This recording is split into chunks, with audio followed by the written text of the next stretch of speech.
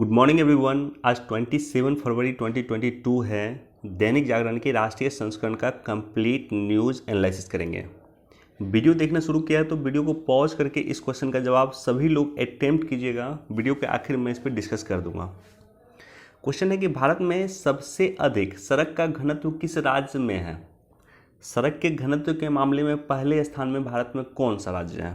Option A है Tamil Nadu, B Kerala, सी बिहार या D पश्चिम बंगाल। तो सभी लोग अटेम्प्ट कीजिएगा। वीडियो के आखिर में इस पर डिस्कस कर दूंगा। फर्स्ट पेज पे ये न्यूज़ है, इसको एक बार पढ़िएगा ज़रूर। इस न्यूज़ से संबंधित कल मैंने एक डिटेल से वीडियो बनाया था, उसको जाकर के देख सकते हैं। अगर आपको यूक्रेन और रूस के बीच में क्या विवाद है और उसका क्या इतिहास है, इसको समझना है तो हमारे उस वीडियो को जाकर के देख सकते हैं। कल ही मैंने वो वीडियो बनाया था। बाकी इंपॉर्टेंट न्यूज़ जो फर्स्ट पेज पर वो यह है, मतदान से अनुपस्थित रहा भारत। तो कल जो है संयुक्त राष्ट्र सुरक्षा परिषद में एक प्रस्ताव लाया गया था, और प्रस्ताव लाया गया था बेसिकली अमेरिका के द्वारा। इस प्रस्ताव में टोटल अगर आप देखेंगे तो टोटल 15 देश हैं। संयुक्त राष्ट्र के सुरक्षा परिषद में, यूएन सिक्योरिटी काउंसिल में 15 देश हैं। 15 देश में जो है 5 परमानेंट मेंबर हैं और 10 जो है अस्थायी सदस्य हैं। 5 सदस्य अस्थायी सदस्य हैं और अस्थायी सदस्य के पास वीटो पावर होता है। 5 जो अस्थायी सदस्य है उसमें कौन कौन है? अमेरिका, रूस, फ्रांस, ब्रिटेन और चीन। तो ये 5 अस्थायी सदस्य हैं।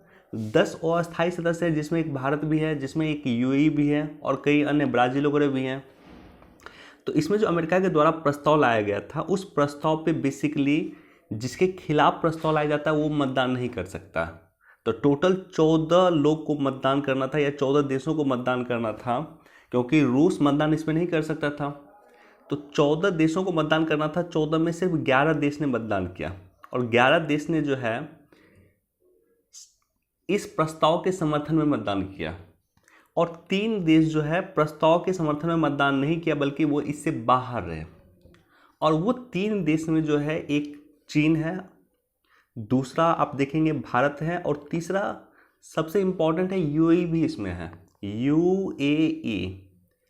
इससे आपको पता चलेगा कि यूएई अपनी पॉलिसी किस तरह से वर्तमान में शिफ्ट कर रही है। यूएई को अमेरिका का क्लोजेस्ट एलाई कहा जाता था, और अमेरिका का क्लोजेस्ट एलाई है। अरब वर्ल्ड जो है अमेरिका का क्लोजेस्ट एलाई है, बावजूद इसके ये मतदान से बाहर रहे। तो इससे आपको पता चलेगा कि किस तरह से यूएई वर्तमान में अपनी पॉलिसी शिफ्ट कर रही है, और इससे इस बात की भी जानकारी आपको होगी कि किस तरह से अमेरिका का ग्लोबल प्रेस्टीज कम हुआ। अब देखिए, भारत जो अनुपस्थित रहा, अनुपस्थित रहने के पीछे में कुछ तर्क यहाँ पे दिया गया है राइटर के द्वारा। एक तो तर्क ये दिया गया कि भारत तटस्थ रहने का डिसीजन ले लिया। भारत ना तो अमेरिका के पक्ष में होगा और ना ही रूस के पक्ष में होगा। कुछ पॉलिसी ऐसी होती है जो पॉलिसी कोई भी सरकार बनाती है। इंडिया में ये पॉलिसी शुरुआत में ही बनाया गया था, पंडित नेहरू के द्वारा ये पॉलिसी बनाया गया था, गुटनिरपेक्ष नीति। तो कुछ पॉलिसी हमारी ऐसी होती है जो कोई भी सरकार उसको बनाए, लेकिन उसको इम्प्लीमेंट हर एक सरकार करती है, चाहे किसी भी पार्टी की हो, लेकिन उसको इम्प्लीमेंट करती है। तो गुटनिरपेक्ष नीति का जो शुरुआत किया था पंडित नेहरू ने, उसको आज भी इम्प्लीमेंट किया जा रहा है, और उसको इस रूप में इम्प्लीमेंट किया जा रहा है कि भारत इसमें तटस्थ रहा। ना तो हम अमेरिका के पक्ष में हैं, ना तो रूस के पक्ष में हैं, तो हमने मतदान से ही बाहर हो गए हम। दूसरा रीज़न ये है कि अपनी जो है सैन्य साज सामान है या सैन्य सामान है, उसका 60% आज भी हम रूस पे निर्भर हैं। तो जितना भी सामान अगर हम परचेज करते हैं, सैन्य सामान परचेज करते हैं, हथियार हम परचेज करते हैं, 60% डिपेंडेंट है हम रशिया पे। तीसरा कारण है कि चीन के आक्रामक व्यवहार को देखते हुए हमें रूस से ज़्यादा मदद की आवश्यकता है, राइट।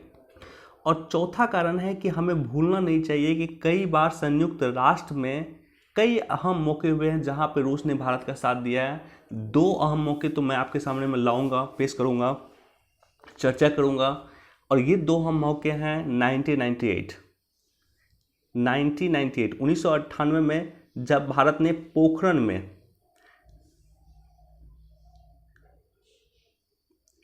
पोखरण में परमाणु विस्फोट किया था, तो उसके बाद अमेरिका की तरफ से सैंक्शन इम्पोज किया जा रहा था, और वो सैंक्शन जो लाया गया था यूएन सिक्योरिटी काउंसिल में, उस सैंक्शन पे रूस ने वीटो कर दिया। तो रूस ने जो वीटो कर दिया, उसके बाद हम बच गए यूएन के सैंक्शन से। तो एक 1998 में, और दूसरा आपको याद होगा 1971 में, 1971 में जब पाकिस्तान के साथ युद्ध चल रहा था, उस समय में भी एक प्रस्ताव लाया गया था और उसे भी रूस ने सैंक्शन कर दिया था या वीटो कर दिया था। तो रूस के वीटो, 2 बार रूस ने वीटो करके हमें बचा लिया था, और कई मौके पर रूस ने वीटो किया हमारे लिए। तो आज हमारा समय था कि हमें साथ देना चाहिए था रूस का, और भारत ने रूस का साथ दिया है। अब देखिए यहाँ पे, क्या ये जो प्रस्ताव लाया गया था, ये प्रस्ताव पारित हो गया? तो बिल्कुल नहीं। पारित इसलिए नहीं हुआ है कि संयुक्त राष्ट्र सुरक्षा परिषद का ऐसा नियम है कि उसके जो 5 अस्थायी सदस्य हैं, 5 अस्थायी सदस्य में एक सदस्य भी वीटो कर देगा तो वो प्रस्ताव खारिज हो जाएगा। और चूंकि रूस अस्थायी सदस्य है, तो रूस ने खुद वीटो कर दिया इस प्रस्ताव पे, तो ये प्रस्ताव खारिज हो गया। तो ये प्रस्ताव पास नहीं हुआ, खारिज हो गया।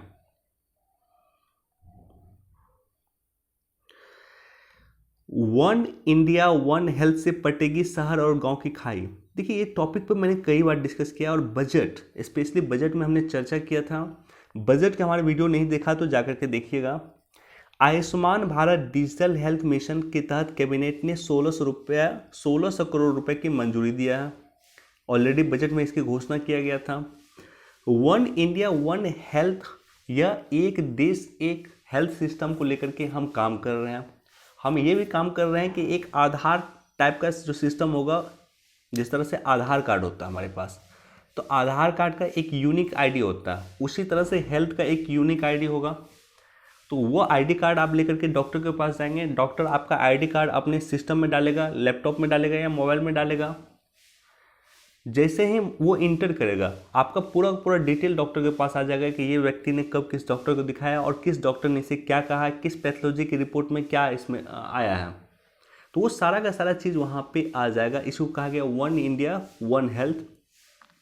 बाकी इसको पढ़ लीजिएगा।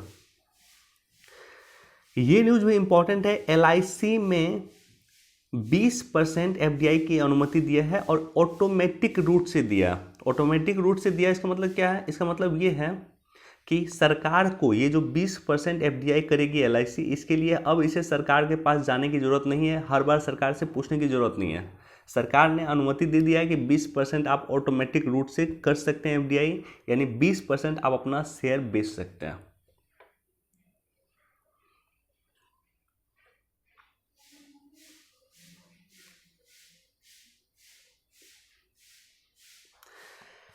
नामीबिया चीते देने को तैयार, अप्रैल से शुरू होगी प्रक्रिया। मुझे लग रहा है कि ये कई वर्षों से मैं सुन रहा हूँ, और पता नहीं कब चीते आएंगे। और भारत में जो चीता विलुप्त, अगर आप देखेंगे 1947 से 1947 में जब हमें आज़ादी मिली थी, उस समय से लेकर के आज तक भारत में चीता नहीं देखा गया। और 1952 में हमने चीता को विलुप्त घोषित कर दिया। उसके बाद लगातार प्रयास किया गया। 1977 में 1977 में चीता को ईरान से लाने का भी प्रयास किया गया, लेकिन ईरान भी हमें चीता देने से मना कर दिया।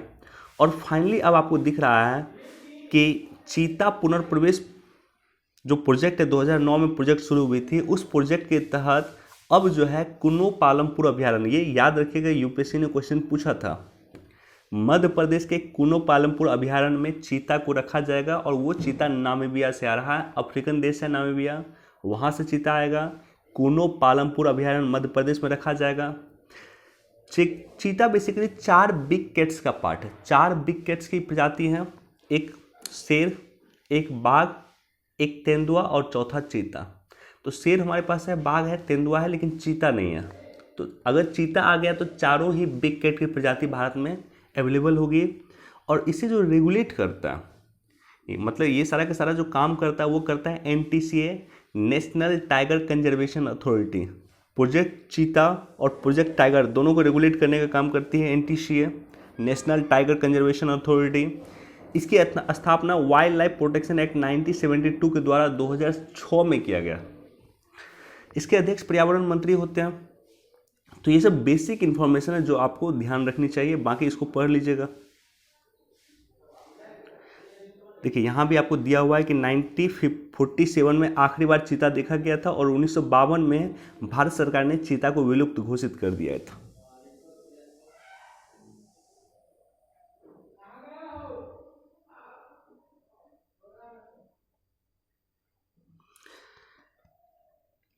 जेलेंस्की ने किया मोदी को फोन, पीएम मोदी ने को फोन किया यूक्रेन के राष्ट्रपति ने और मदद मांगी है। भारत ने प्रत्यक्ष तौर पर अभी कुछ रिप्लाई तो नहीं किया है, लेकिन जेलेंस्की ने पीएम मोदी को फोन करके मदद मांगी है। भारत वर्तमान में एक बैलेंस कोशिश कर रहा है कि बैलेंस बैठाया जाए। भारत ने रूस के राष्ट्रपति पुतिन से भी बात की थी और कहा था कि युद्ध को तत्काल रूप से रोकिए, या जो भी चीज़ें हैं उसका समाधान वार्ता के रूप से कर सकते हैं, शांतिपूर्ण तरीके से समाधान कर सकते हैं और वार्ता के माध्यम से हर एक समस्या का समाधान किया जा सकता है।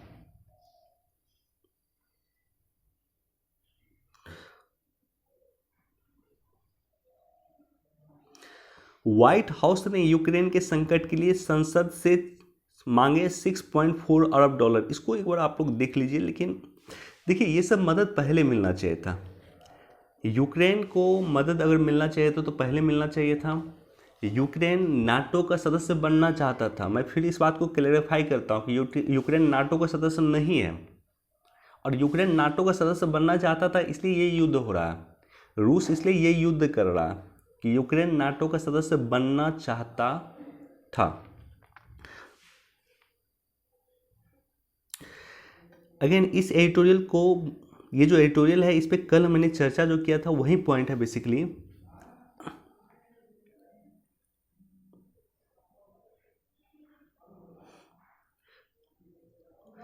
देखिए इशू क्या है, इशू वही इशू है कि द्वितीय विश्व युद्ध के बाद विश्व दो धुरी में बट गया था।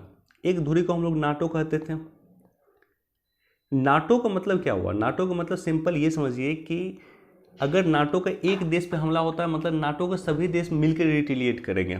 अगर रूस ने नाटो के, मान लीजिए एक देश है, छोटा सा देश है उत्तरी मैसेडोनिया, नाटो के छोटे से देश उत्तरी मैसेडोनिया पे अगर रूस ने आक्रमण किया तो इसका मतलब यह है कि नाटो के जितने भी देश है, चाहे वो जर्मनी हो, फ्रांस हो, अमेरिका हो, जितने भी देश हो, टोटल 30 के 30 देश मिल करके रूस पे हमला करेंगे।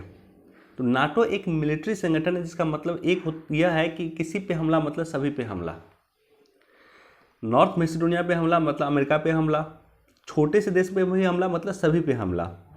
तो द्वितीय विश्व युद्ध के बाद एक संगठन नाटो था और दूसरा था वार्सा संधि। तो वार्सा संधि के माध्यम से रूस के जो है क्लोजेस्ट एलाई थे। तो एक जो कुछ देश था वो रूस के साथ था और कुछ देश था अमेरिका के साथ था। लेकिन 1991 में यूएसएसआर का विघटन हुआ, सोवियत संघ का विघटन हुआ और टोटल 15 देश में सोवियत संघ बट गई। 15 देश में सोवियत संघ बट गई। उस समय में अमेरिका ने ये प्रॉमिस किया था कि जो सोवियत संघ से जो देश अलग हुआ है वो देश नाटो में शामिल नहीं होगा। क्या अब नाटो का हम एक्सटेंशन नहीं करेंगे? नाटो की जो भूमिका थी 1991 में अमेरिका ने बोला कि नाटो की भूमिका ये थी कि हम रूस से टक्कर लेना चाहते थे, हम सोवियत संघ से टक्कर लेना चाहते थे। लेकिन जब सोवियत संघ का खुद विघटन हो गया तो ऐसे कंडीशन में नाटो का कोई मतलब नहीं रहता। तो हम नाटो का बहुत ज़्यादा अब एक्सटेंशन नहीं करेंगे, नाटो को हम बढ़ाएंगे नहीं। नाटो में जितने वर्तमान में देश है उतने ही देश रहेंगे, अब इसे हम आगे नहीं बढ़ाएंगे। तो 1991 में 1991 में जब रूस 15 भाग में बट गया था, सोवियत संघ 15 भाग में बट गया था, तब अमेरिका ने ये कहा था। और लेकिन लगातार हम लोग देख रहे हैं कि किस तरह से नाटो का एक्सटेंशन हो रहा है, नाटो में नए नए देश शामिल हो रहे हैं। और सबसे लेटेस्ट देश नाटो में जो शामिल है उत्तरी मैसेडोनिया है। तो ये कहीं ना कहीं अमेरिका के प्रॉमिस का भी उल्लंघन है कि नाटो का एक्सटेंशन अभी भी अमेरिका कर रहा है और नाटो में वैसे वैसे देश को शामिल कर रहा है जो वार्सा संधि के माध्यम से सोवियत संघ का पार्ट था। नाटो में वैसे देश को शामिल कर रहा है जो सोवियत संघ से जो है विघटन के बाद जो 15 देश बना था उसमें से कई सारे देश को इन्होंने नाटो में शामिल कर लिया। और साथ ही साथ वार्सा संधि के तहत जो सोवियत संघ से जुड़ा हुआ देश था उसको भी नाटो में शामिल कर रहा है। तो इस बात को लेकर के जब तक पुतिन काफ़ी समय तक खामोश था। 2007 में एक ऐतिहासिक भाषण देते हुए पुतिन ने कहा था कि ये गलत कर रहा है अमेरिका। और 2014 में जैसे ही पुतिन अपने आप को स्ट्रांग करता है, जैसे रूस अपने आप को स्ट्रांग करता है, रूस अपने आप को इकोनॉमिक तौर पे स्ट्रांग करता है। अगर आप 1991 को गौर कीजिए, 1991 को गौर कीजिए, जब रूस का विघटन होता है, यूएसएसआर का विघटन होता है, सोवियत संघ का विघटन होता है, सोवियत संघ 15 देश में बढ़ जाता है, तो उसका एक बहुत बड़ा रीजन था कि रूस ने अपने आप को मिलिट्री पावर बनाया था लेकिन इकोनॉमिक पावर नहीं बनाया था। तो इकोनॉमिक पावर जैसे धीरे धीरे रूस अपने आप को स्ट्रांग करता है, जैसे जैसे रूस अपने आप को मिलिट्री पावर्स के साथ साथ इकोनॉमिक पावर भी बनाना शुरू करता है, रूस रिटेलिएट करना शुरू करता है। और यही असर है कि 2014 में आप देखेंगे क्रीमिया को रूस ने अधिग्रहण कर लिया था, जो यूक्रेन का पार्ट था। और उसके बाद वर्तमान में आप देखिए कि किस तरह से रूस जो है यूक्रेन के साथ युद्ध चल रहा है। बैकग्राउंड में वही है कि यूक्रेन अमेरिका में पार्टिसिपेट करना चाहता है, यूक्रेन जो है नाटो में पार्टिसिपेट करना चाहता है, नाटो का सदस्य होना चाहता है। और रूस का कहना है कि आपको नाटो के सदस्य होने की आवश्यकता नहीं है। रूस अमेरिका को भी कह रहा है कि आपको नाटो का, जो आपने 1991 में प्रॉमिस किया था हमें कि आप नाटो का एक्सटेंशन नहीं करेंगे, आप क्यों कर रहे हैं नाटो का एक्सटेंशन। ऑलरेडी कल हमने चर्चा किया था ये सारे के सारे पॉइंट पे, बाकी एक बार पढ़ लीजिएगा इसको।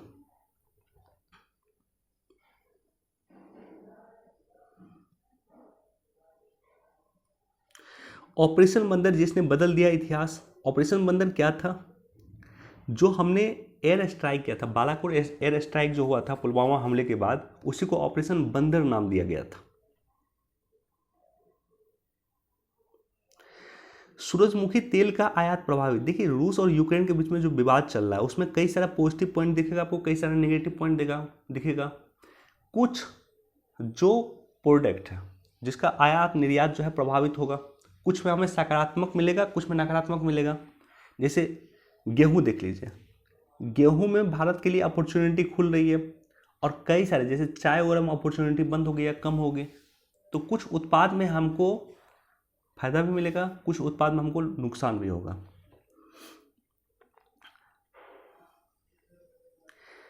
वृद्धि को मजबूत करने के लिए आईपीआर की महत्वपूर्ण भूमिका। आईपीआर मतलब होता है इंटेलेक्चुअल प्रॉपर्टी राइट, और ये टॉपिक संबंधित है रिसर्च एंड डेवलपमेंट से। इस पर कभी मैं एक सेपरेट वीडियो बना करके या डिटेल से कभी मैं बाद में डिस्कस कर दूंगा, लेकिन इसको बेसिक आप लोग पढ़ लीजिएगा। रिसर्च एंड डेवलपमेंट में जब तक हम आगे नहीं बढ़ेंगे तब तक हम इनोवेशन में आगे नहीं बढ़ सकते, और जब तक हम इनोवेशन में आगे नहीं बढ़ सकते तब तक हमारा इकोनॉमी बहुत ज़्यादा मूव नहीं कर सकता। अभी के समय में अगर आप देखेंगे पेटेंट करवाने में जो पहला नंबर है, भारत ने पिछले वर्ष 28,000 पेटेंट करवाया था। आपको पता है कि चीन कितना पेटेंट करवा रहा है? चीन एक वर्ष में वर्तमान में आई थिंक 68,000 के आसपास पेटेंट करवा रहा है। अमेरिका लगभग इससे कुछ कम है, 67,000 के आसपास पेटेंट करवा रहा है।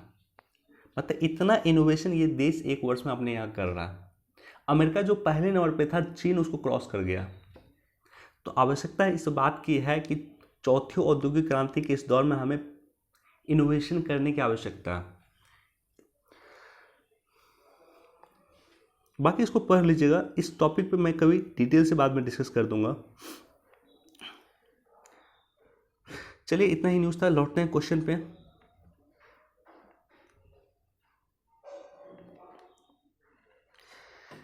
बिहार का इकोनॉमिक सर्वे जारी हुआ है, उसी में ये चर्चा था, तो ये मैं क्वेश्चन यहाँ पे पुटअप कर दिया था। बिहार के इकोनॉमिक सर्वे के अनुसार सड़क के घनत्व के मामले में बिहार का तीसरा स्थान है। देश में सड़क के घनत्व के मामले में बिहार का तीसरा स्थान है। पहला स्थान पे है केरल, दूसरा स्थान पे है बंगाल, पश्चिम बंगाल, और तीसरा स्थान पे है बिहार। तो इसका जो सही आंसर है ऑप्शन बी है केरल। इसका सही आंसर है ऑप्शन बी केरल। चलिए वीडियो देखने के लिए आप सभी का धन्यवाद। Thank you so much. Please do like share and subscribe. Thank you.